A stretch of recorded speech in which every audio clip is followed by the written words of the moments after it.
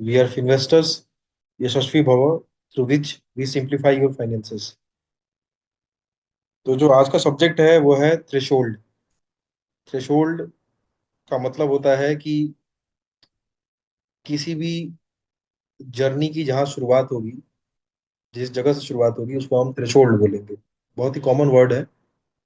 तो अभी stock market पिछले 9-10 मंथ से जिस दौर से गुजरा है, अभी तो कहना थोड़ा प्रीमेच्योर है कि क्या ये नए किसी जर्नी के स्टार्ट होने का थ्रेशोल्ड है, या जो पुरानी जर्नी है उसी के जोन में घूम रहा है। तो फिर भी डेटा वाइज हम चीज़ों को एनालाइज करने की कोशिश करते हैं। तो इससे पहले कि मैं आगे बढ़ूं, मैं आपको बता दूं कि मैं सभी रजिस्टर्ड नहीं हूँ। इस एनालिसिस के दौरान किसी भी स्टॉक का नाम, किसी भी एसेट का नाम अगर डिस्कस होता है मेरे द्वारा या किसी पार्टिसिपेंट्स के द्वारा, तो केवल एजुकेशन पर्पस के लिए होगा। सब्जेक्ट को और अच्छे से समझाने के लिए होगा। वो किसी भी तरह से कोई बाई और सेल रिकमेंडेशन नहीं होगा। आप कुछ भी खरीदने या बेचने से पहले अपने फाइनेंशियल एडवाइजर से जरूर संपर्क करें। रीसेंट मैक्रोज देखते हैं कि पिछले कुछ 9-10 महीनों में हुआ क्या है। तो एक छोटा रिव्यू लेते हैं हम कि सितंबर 2024 में Indian stock market normal behave कर रहा था। हम एक बहुत ही बड़े बुल रन में थे, जो कोविड से स्टार्ट हुआ था 20 में। बीच में उसका पॉज मिला था, फिर वापस वो बुल रन रिज्यूम हुआ था। और सितंबर के टाइम पे निफ्टी ने ऑल टाइम हाई बनाया था 26,277 का। उस टाइम पे डॉलर इंडेक्स, क्रूड प्राइसेस, सब कुछ अंडर कंट्रोल थे। यूएस इन्फ्लेशन भी ठीक था। इंडिया इन्फ्लेशन भी जो टारगेटेड जोन है उसके आसपास था। बॉन्ड यील्ड्स भी ठीक थे। गोल्ड के प्राइसेस भी स्टेबल थे। फिर अक्टूबर, नवंबर, दिसंबर, जनवरी, यहाँ देखें हम तो धीरे धीरे वहां पे करेक्शन शुरू हुआ। डॉलर इंडेक्स 101 से बढ़ के 110 पे पहुंचा। क्रूड के प्राइसेस 82 हो गए जनवरी तक। जबकि यूएस इन्फ्लेशन जो है वो भी थोड़ा सा ऊपर जाता हुआ 2.6 से 2.9 गया। इंडिया इन्फ्लेशन स्टेबल रहा, थोड़ा और भी अच्छा हो गया। साथ में 10 ईयर बॉन्ड यील्ड भी 3.8 से जंप करके 4.8 पे पहुंच गया। और धीरे धीरे गोल्ड के प्राइसेस में हमने जंप देखना शुरू किया। और साथ ही साथ निफ्टी का करेक्शन स्टार्ट हो गया 26,277 से 23,092। उसके बाद से फर्दर फरवरी आया, मार्च आया, फिर अप्रैल, वहां हमने देखा कि डॉलर इंडेक्स जो है वहां से रिवर्स होके वापस 100 की तरफ बढ़ रहा है। क्रूड प्राइस भी वहां से नीचे आने शुरू हुए। जो इन्फ्लेशन था यूएस का, थोड़ा सा ऊपर जाके फिर वो भी स्टेबल होना शुरू हुआ। इंडिया इन्फ्लेशन उससे भी पहले से अच्छी तरह से काफी एज आउट होना शुरू हुआ। जो बॉन्ड डील था वो भी पहले से ठीक होने शुरू हुए। लेकिन जो देखा गया कि गोल्ड की तरफ जो है इन्वेस्टर का जो इंटरेस्ट है ज्यादा बढ़ गया, गोल्ड के प्राइसेस और भी बढ़ते चले गए। और फिर अप्रैल आते आते हमने क्या देखा कि हमने फाइनेंशियल ईयर खत्म किया। उसके बाद ट्रम्प टैरिफ स्टार्ट हुआ। टैरिफ का जो पहला, जो उनका इनिशियल टैरिफ था 10% का सब पे लगने वाला, 2 अप्रैल से स्टार्ट हुआ। 9 अप्रैल से सब में इंक्रीमेंटल टैरिफ अलग अलग कंट्री के लिए अलग अलग नंबर्स लगने थे। लेकिन 7 तारीख को ही उसको 90 डेज के लिए पोस्टपोन कर दिया उन्होंने। उसके चलते स्टॉक मार्केट में बहुत ही बड़ी वॉल्टिलिटी देखने को मिली अप्रैल के महीने में। और वहां पे क्या देखा हमने कि निफ्टी अपने लोवेस्ट लेवल 21,744 को टच कर गया, जिस टाइम पे निफ्टी की पी थी 19.6। बॉन्ड यील्ड जो है वहां पे एक बार तो उछाल मारता हुआ 4.5 तक पहुंचा, बट फिर वहां से करेक्ट होता हुआ 3.86 और अभी 4 के ऊपर निकल गया। फिर गोल्ड हमने देखा कि इसके चलते 3500 पहुंच गया था, जो कि बाद में जाके वहां भी करेक्शन हो गया। और क्रूड ऑयल जो है वो डिमांड डिस्ट्रक्शन के एंटिसिपेशन में वो $58.64 पर बैरल रिकॉर्ड किया गया। इन्फ्लेशन इंडिया का और यूएस का हालांकि उसके बाद भी और भी अच्छे से कंट्रोल होती रही। तो ये पूरा अप्रैल का ओवरव्यू था। बहुत ही वोल्टिलिटी देखने को मिली। और उस अप्रैल के बाद अगर हम आज 19 मई को बात करें, तो 40 डेज के बाद लगभग, और अगर बात करें ट्रेडिंग सेशंस की, तो हार्डली 25 to 30 ट्रेडिंग सेशंस हुए हैं। उसके बाद हम देखें तो डॉलर इंडेक्स वहीं स्टेबल है। क्रूड प्राइसेस वही 60 से 65 के जोन में काफी दिनों से घूम रहा है। जो इन्फ्लेशन के नंबर यूएस के और इंडिया के रिपोर्ट हुए वो पहले से काफी बेहतर, और जो एक्सपेक्टेशंस थी स्ट्रीट की उनसे भी बेहतर रिपोर्ट हुए। 2.3 एंड 3.16 यूएस एंड इंडिया का। बॉन्ड यील्ड जो है अभी 4.56 थोड़ा सा वरी वाले जोन की तरफ, ऊपर की तरफ जा रहा है, जो कि इक्विटी मार्केट के लिए सही नहीं है। गोल्ड 3500 का हाई बना के आज 3245 पे ट्रेड कर रहा था, और निफ्टी 24,945, ये 25,200 के लेवल के आसपास से, इसी के आसपास 1-2% के जोन में यहीं पे ट्रेड कर रही है कुछ पिछले कुछ 6-7 ट्रेडिंग सेशन से। और निफ्टी की पी आज के दिन में 22.4 है। पूरे ओवरव्यू को देखें तो हमने ये देखा कि dollar index, crude prices, gold के प्राइसेस, 10 ईयर बॉन्ड यील्ड, ये काफी चीजें हमें थोड़ी बहुत इंटरकनेक्टेड लगेंगी इसमें।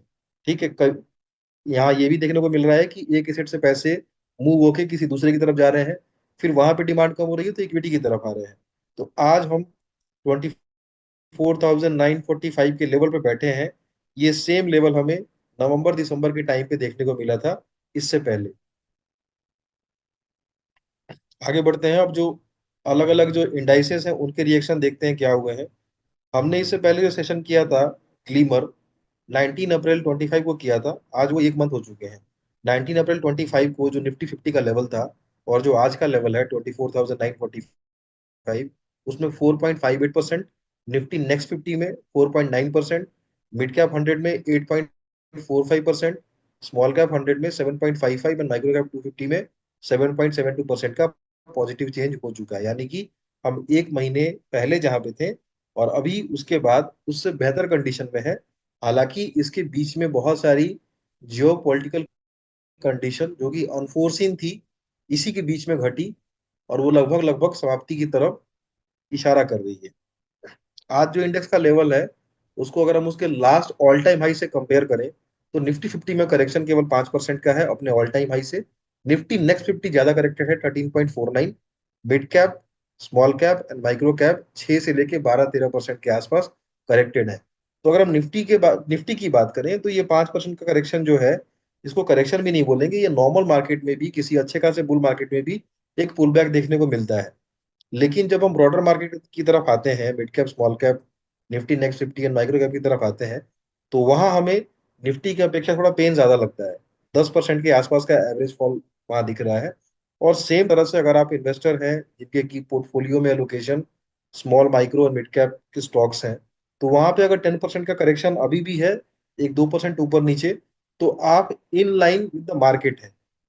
इसमें आगे मूवमेंट में क्या दिखता है हमें कि निफ्टी जैसे जैसे अपने ऑल टाइम हाई की तरफ जाता है, उससे अच्छे स्पीड से जो ब्रॉडर इंडेक्स है वो चलने शुरू होते हैं।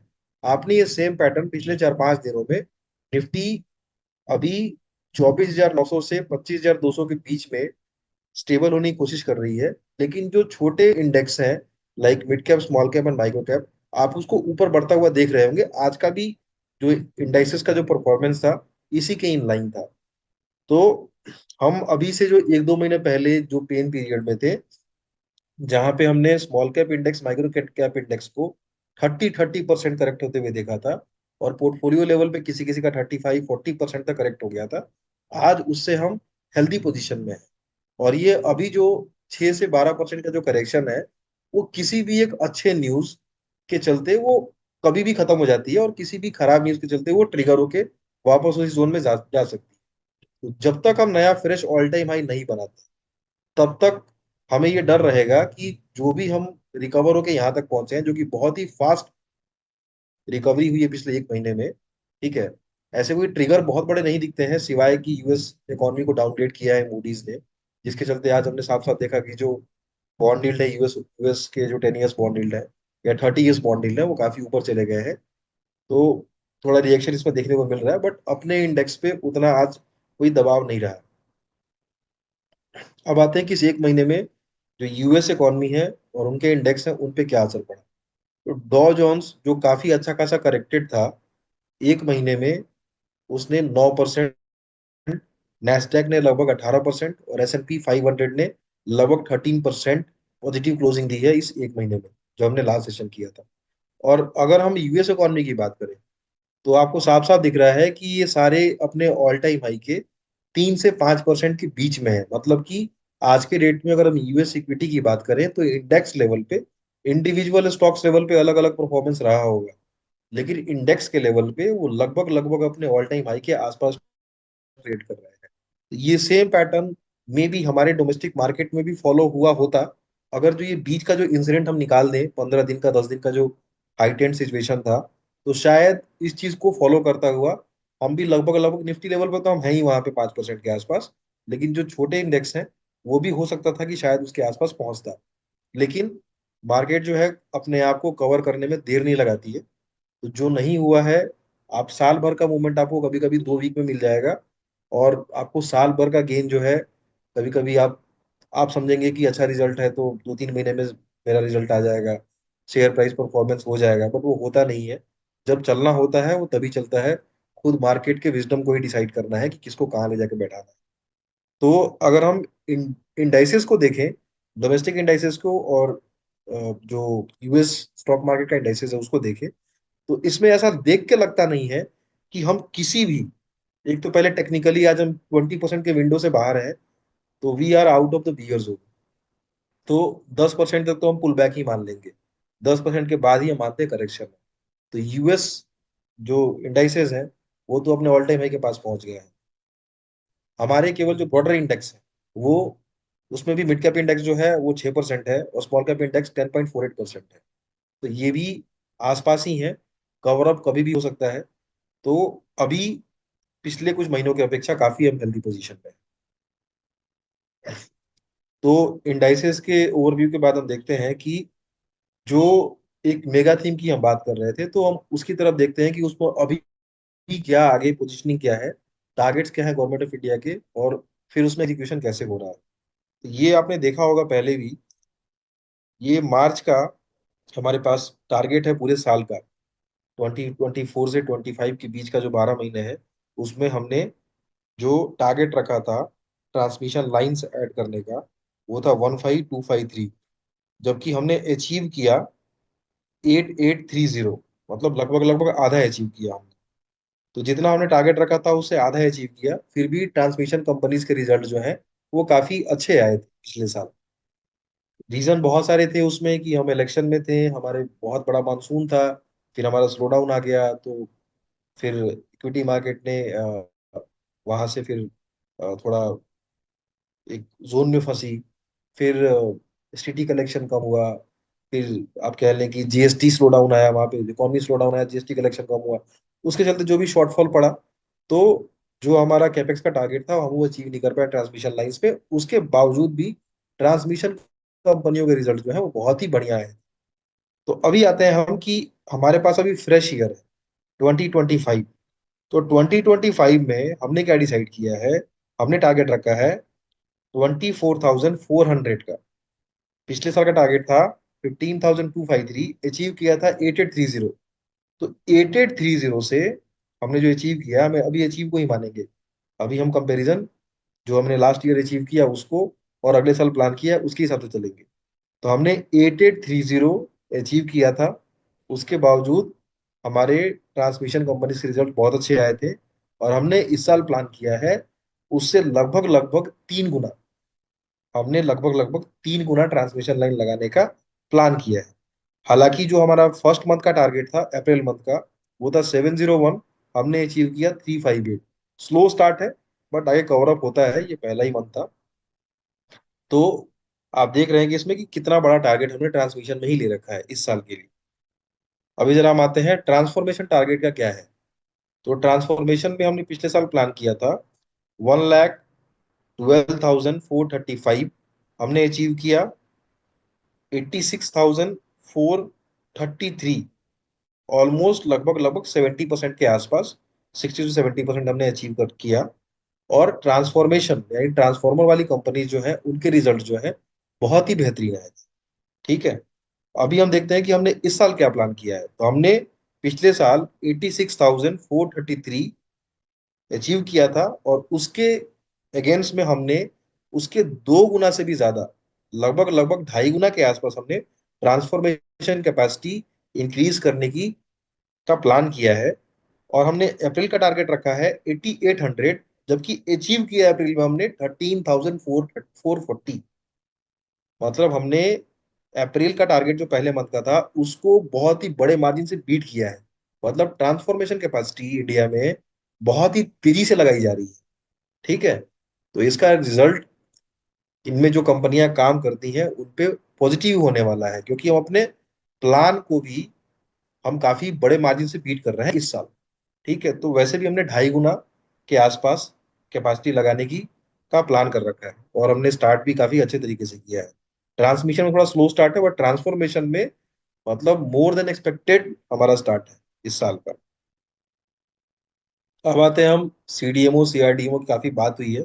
मैं अभी उन्हीं सेक्टर को कवर करूंगा जो सेक्टर भी फ्लेवर में है। ठीक है। तो इसमें हमें देखा हमने कि जितने भी सीडीएमओ कंपनी से उनके रिजल्ट बहुत अच्छे हैं। तो अभी मेरे पास अप्रैल का डेटा है, अप्रैल का एक्सपोर्ट डेटा है इसमें। तो आपको इसमें साफ साफ दिख रहा है एक्सपोर्ट डेटा में। एक तो अप्रैल 25 का जो है वो मंथ ऑन मंथ ग्रोथ है। मतलब मार्च में कितना गया और फिर अप्रैल में कितना गया, तो मंथ ऑन मंथ है। और फिर वहां पे ईयर ऑन ईयर ग्रोथ है, मतलब पिछले साल का अप्रैल और इस साल का अप्रैल। ठीक है। और फिर यहाँ पे आप देख रहे हैं कि जनवरी से अप्रैल का 4 महीने का यहाँ पे कंपैरिजन है, लास्ट वाले आप कॉलम्स में देख सकते हैं। तो इस कॉलम को देखने के बाद यहाँ पे साफ साफ एकदम दिख रहा है कि मंथ ऑन मंथ ग्रोथ की बात करें, लाइक मार्च 25 में जितना एक्सपोर्ट हुआ था और अप्रैल 25 में जितना एक्सपोर्ट हुआ है उसका क्या परसेंटेज है। तो इसमें जो आउटलायर दिख रहा है आपको उसका नाम है ब्लू जेट। 186% का चेंज है। और अगर हम इस अप्रैल मंथ को पिछले साल के अप्रैल मंथ से अगर कंपेयर करेंगे तो 212% का चेंज है। ठीक है। और वही अगर हम 4 महीने के साथ कंपेयर करें तो आपको साफ साफ दिख रहा है यहाँ पे ईयर ऑन ईयर ग्रोथ जो है, मतलब 4 महीने में 164% का है। और क्वार्टर फोर जो है वो तो बीत ही चुका है, तो वहां भी आप देखें तो 146% का ईयर ऑन ईयर ग्रोथ था। तो इस स्लाइड में आपको साफ साफ दिखेगा कि project year on year growth की बात कर रहा हूँ। मंथ ऑन मंथ में कभी कभी मार्च मंथ सबका बड़ा होता है, अप्रैल थोड़े स्लो स्टार्टर होते हैं।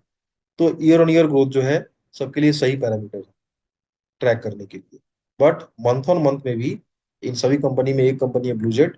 और ईयर ऑन ईयर ग्रोथ की बात करें तो डिवीज लैब, हाइकल, ब्लूजेट एंड कोहेंस, ये लोग अपने पिछले साल के अप्रैल मंथ के एक्सपोर्ट डेटा को बहुत ही अच्छे खासे मार्जिन से इन्होंने बीट किया है।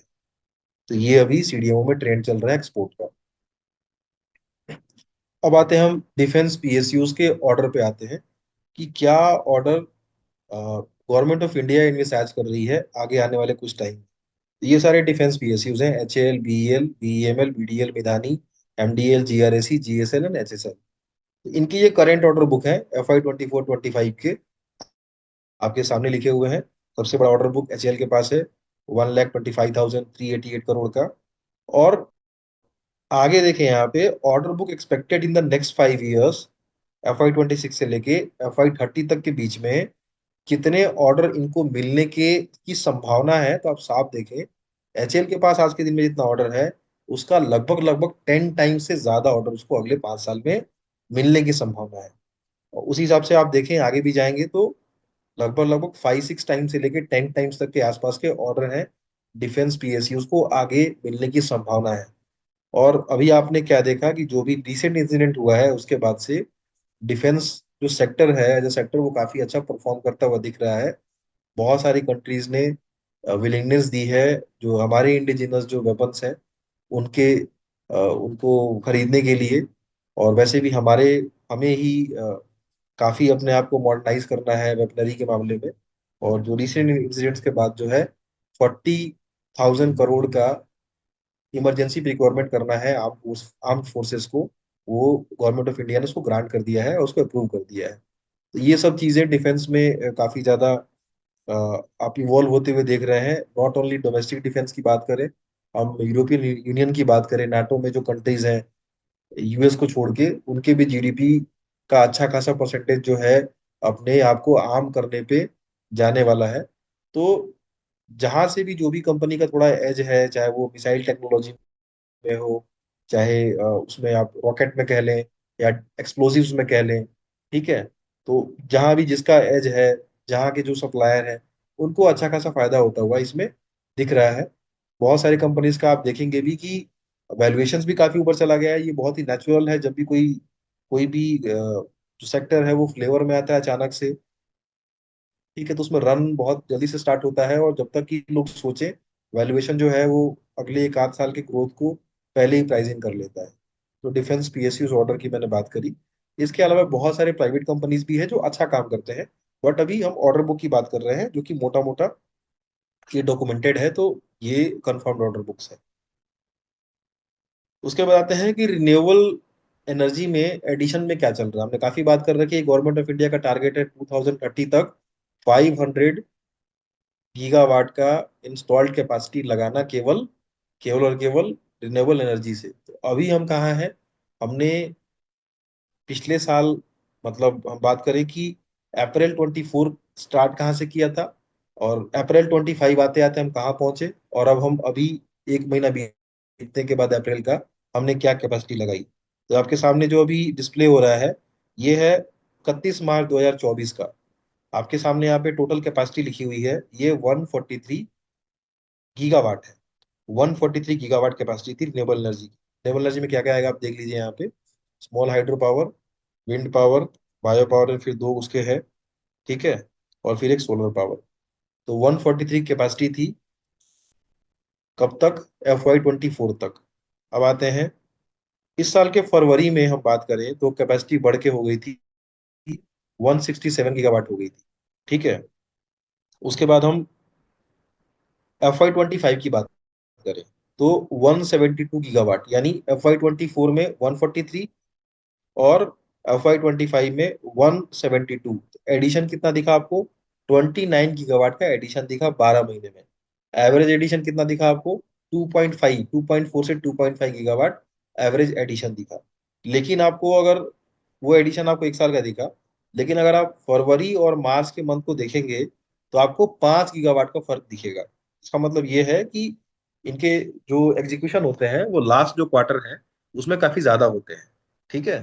तो एवरेज जो है उनका 2.5 निकला, बट लास्ट एक क्वार्टर में वो 5 4 ऐसे करके कैपेसिटी जो है ऐड होती गई। अभी चूंकि हमारी इंस्टॉल करने की कैपेसिटी विंड में भी और सोलर में काफी बढ़ गई है, सभी कंपनियों ने काफी कैपेक्स कर लिया है, तो ये जो अभी आप 29 गीगावाट का जो आप देख रहे थे एडिशन, वो ज्यादा होने वाला है। और 500 गीगावाट करना है, अब 172 के आसपास हम आज खड़े हैं, ठीक है। तो यहाँ से अभी काफी बड़ा रनवे बाकी है। तो ये 29 30 से हम ऐड करेंगे तो हम टारगेट पूरा नहीं कर पाएंगे, तो ग्रेजुअली वो बढ़ना पड़ेगा। तो उसके चलते जो है आप देख भी रहे होंगे कि जो सोलर में जो कंपनीज हैं, जो सोलर EPC कंपनीज हैं, उनके रिजल्ट भी काफी अच्छे रहे हैं, ठीक है।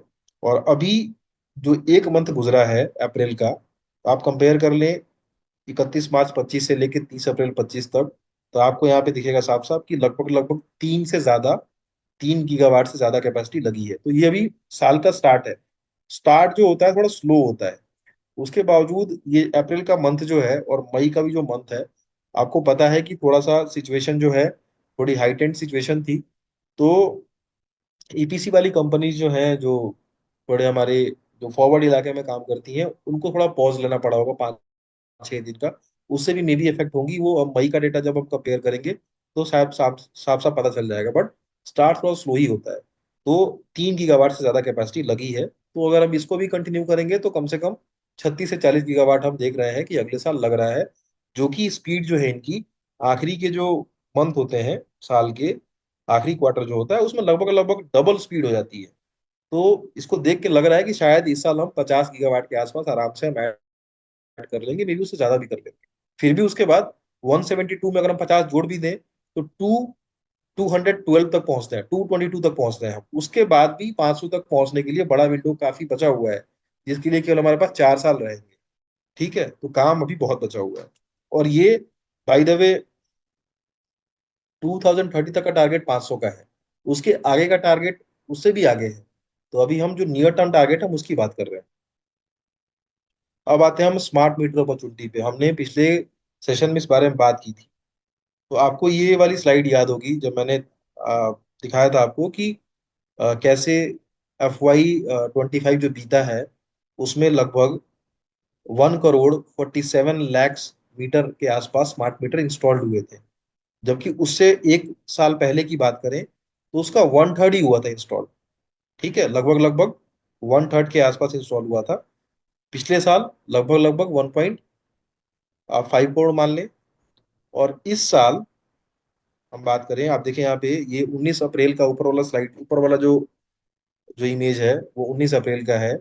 यहाँ पे आप इंस्टॉल्ड देखें, सैंक्शन के बाद इंस्टॉल्ड लगा हुआ है, तो इंस्टॉल्ड वहां पे हुआ था आपके सामने यहाँ पे 2 करोड़ 64 लाख के आसपास, और अभी एक महीने के बाद ये 2 करोड़ 90 लाख हो गया। मतलब almost 25 26 lakh smart meters installed हो गए हैं इस एक महीने में। ठीक है, 19 अप्रैल से लेके 19 मई के बीच में। और इसमें थोड़ा बहुत हिकअप्स भी आए होंगे, जो भी सिचुएशन रही उसके चलते, तो भी 25 लाख का एवरेज हम आज के दिन निकाल पा रहे हैं।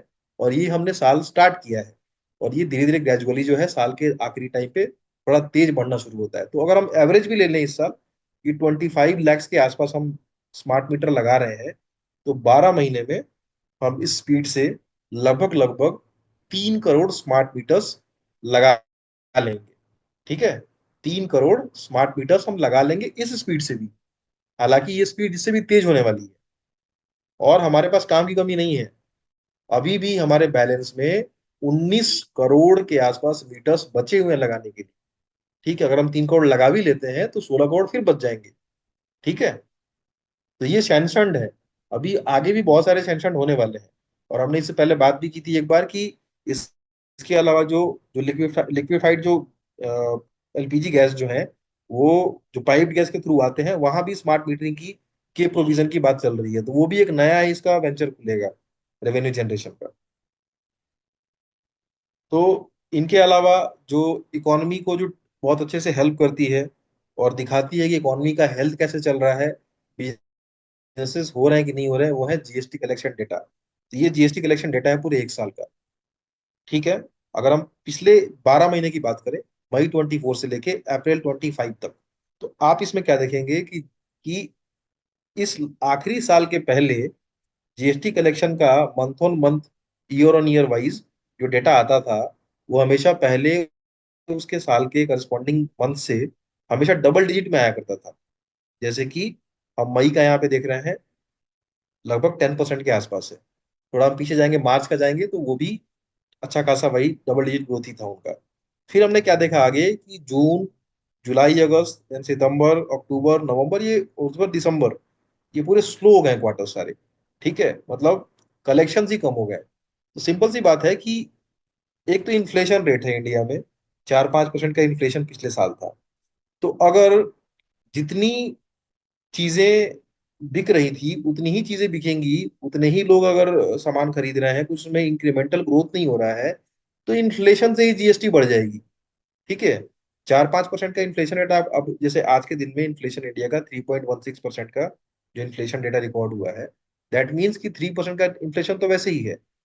ठीक है, जो पिछले साल 4-5% रहा करता था, तो 5-6% का अगर ग्रोथ आएगा तो मतलब वो इन्फ्लेशन से ही इन्फ्लुएंस ग्रोथ है।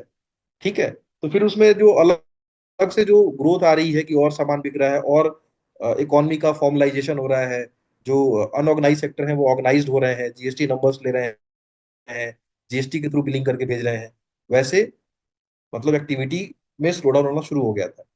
उस नंबर्स में अब जाके थोड़ा सा रिवाइवल देखने को मिल रहा है। आखिरी जो अप्रैल का डेटा जो लास्ट मंथ का रिकॉर्ड हुआ है, दैट इज 12.6%। और उससे पहले March was just closer to double digit data, that is 9.9। ठीक है, और जनवरी में भी 10.5 हमने रिकॉर्ड किया। तो जीएसटी कलेक्शन का डेटा जो है थोड़ा सा अब हेल्दी नंबर्स की तरफ आना शुरू हुआ है। ये एकदम डायरेक्टली इकोनॉमी के ग्रोथ को दिखाता है। जितना ज्यादा कलेक्शन बढ़ेगा, दैट मीन्स कि आपकी इकोनॉमी का फॉर्मलाइजेशन उतने अच्छे तरीके से हो रहा है, लोग अनऑर्गेनाइज से ऑर्गेनाइज की तरफ आ रहे हैं, जीएसटी बिलिंग हो रही है, और कंज्यूमर डिमांड भी ज्यादा है, इसलिए बिलिंग ज्यादा हो रही है। ठीक है, अब हमने ये समझ लिया मोटा मोटा कि क्या चल रहा है, कहाँ ध्यान देने की जरूरत है। ठीक है, और फिर आती है बात की बिलीफ की, अपने इकोनॉमी में बिलीफ की। बहुत सारी चीजें आपको दिखेंगी कि हाँ कुछ लूप हॉल्स हैं, इसको ऐसे करते हैं वैसे करते हैं तो ठीक रहता नहीं रहता। बट आपके सामने ये एक पिक्चर है, आप इसमें देखेंगे 96 में India was 16th number economy. ठीक है, और आप लैडर देखें, 2010 के आसपास ये 9th नंबर इकोनॉमी थी, 12 में 11th नंबर इकोनॉमी थी, 14 में it was 10th number economy. Right now in 2025 it is fifth number economy, and 26 में फोर्थ होने की संभावना है, एंड 27 में India will be the third number economy of the world. तो ये ग्रोथ पाथ है इंडिया का। तो इस ग्रोथ पाथ को आप बिलीव कीजिए कि जब सिचुएशंस इससे ज्यादा खराब पहले रही थी, तो भी हम उस लैडर पे चढ़ते गए हैं। और हालांकि अब ऊपर जाना बहुत मुश्किल है, क्योंकि आपके सामने जो और कंट्रीज हैं वो काफी एडवांस कंट्रीज हैं, पर फिर भी हम compete कर रहे हैं, और अब हम लगभग लगभग 200 से ज्यादा जो देश हैं उनमें नंबर तीसरी इकोनॉमी बनने वाले हैं, जीडीपी के साइज वाइज। तो ये ग्रोथ को दिखाता है, ये जर्नी हमारी रही है, और आगे जर्नी जो दिख रही है 27 तक हो रही है। ये दिखाने का मतलब है कि we we need to believe in our economy, कि हो क्या रहा है। और ये केवल हम नहीं कह रहे हैं, ये सबका एस्टिमेशन है, और सभी इस मुद्दे पे एक साथ सहमत है। ठीक है, एनानिमसली सहमत है, इसमें किसी को एम्बिग्विटी नहीं है कि कुछ अलग हो जाएगा इसमें। और इसको सपोर्ट करने के लिए जो आपके पास ये फिगर है, ये आउटलुक है, ये आईएमएफ का है। ठीक है, वर्ल्ड इकोनॉमिक आउटलुक आउटलुक है, ग्रोथ प्रोजेक्शन। तो ये काफी थोड़ा कंजर्व होके ये फिगर निकालते हैं। तो भी आप यहाँ पे साफ साफ देखें कि इन सभी मेजर इकोनॉमी में, एडवांस्ड इकोनॉमी की बात करें तो वर्ल्ड का जो आउटपुट 2024 का था दैट वाज 3.3, 2025 का 2.8, और 26 में 3%। और अगर यूएस इकोनॉमी में जो भी चल रहा है, अगर उसको हम देख लें तो थोड़ा वो 0.5 बिप्स के नीचे आने की संभावना है। तो वो लगभग 2.5 के आसपास ग्रोथ रेट रहने वाली है वर्ल्ड की। आप सारी इकोनॉमी कंपेयर कर लीजिए, आपको साफ साफ यहाँ पे दिख रहा है कि India is outstanding. 6.5 in 2024, 6.2 in 25, and 6.3 2026। India is still the fastest growing economy in a sizable market. That's all from my side. Any questions you have, you can ask.